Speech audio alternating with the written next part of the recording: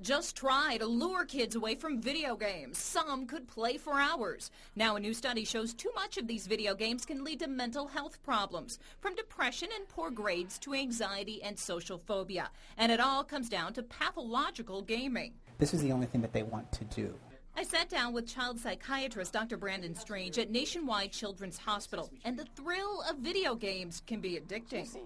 You're not doing your schoolwork. You're not going out with friends. You pick video games over friend and family or interactive activities. But the question is, how much is too much? Where should parents draw the line?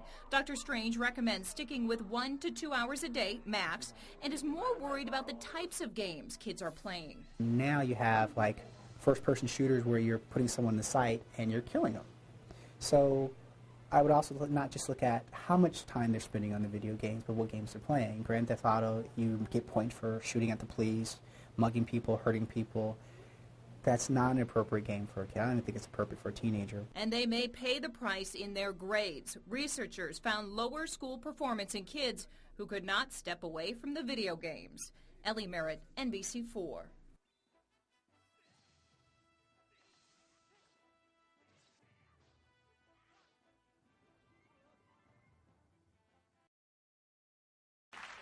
Video games are a billion-dollar-a-year business, but all of the time gaming is taking a toll on kids' mental health and grades. And according to a new study, parents' call to duty may be to limit how much time kids play those video games. Healthcare reporter Barry Carpenter is here with more on this study. Barry? Yeah, well, Amanda, all things in moderation, as they say. Researchers found that kids who are addicted to video games are more likely to be depressed, have social phobias, and bad grades. When it comes to playing video games, it seems maybe there should be more game off. Tornado Terry's Family Amusement Center in Fort Worth was packed today, and why not? Kids love their video games, but according to a new study of more than 3,000 kids in Singapore, kids who consider themselves as addicts and played about 20 hours a week were more likely to be depressed, anxious, and have bad grades.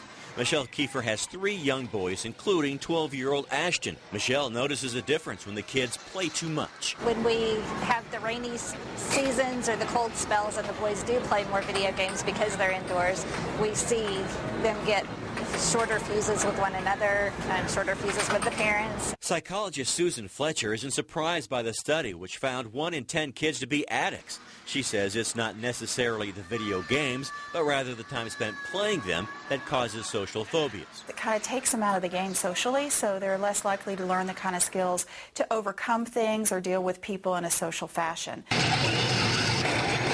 Ashton says he knows kids who play way too much and have poor social skills and even worse grades. It actually brings down your grades because some people don't do their homework and go ahead and just keep playing nonstop. But there is good news. Researchers also found that when kids stopped playing so much, their depression, grades, and anxieties got better. Well, think about it. You get outside, you're going to feel better. You know, depression sometimes is influenced by being in a dark room.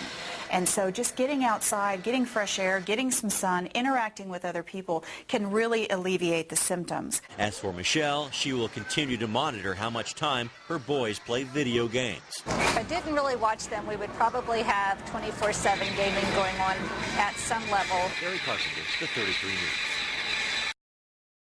Their common addictions: smoking, drinking, and drugs. But now there's a surprising activity that may also require treatment. Paloma Richards has more. They're popular with kids and adults, but they often come under criticism for being too violent. Now video games are once again in the spotlight, but this time it has to do with addiction. A study co-authored by an Iowa State University researcher shows video gaming can lead to a disorder that causes problems like depression, anxiety, and social phobias. These results were found after studying more than 3,000 children over 2 years.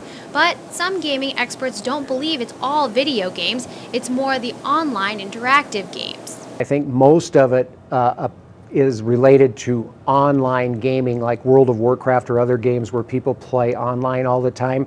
Because if you play a regular video game, you play it, the game's done, it's over with, there's no reason to play it again. But where do you draw the line between simply enjoying the games and needing treatment?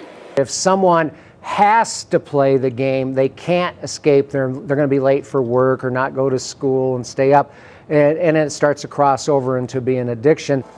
Despite these new findings about the possible dangers, some gamers say it isn't as bad as it's made out to be. It's almost like, you know, back in the day we used to play pickup basketball, and now you just jump together and play a game of Halo against each other. The people I spoke with today who play video games say they never had a problem with being addicted, but they say it has a lot to do with how they were raised. They had time limits on how long they could play the games.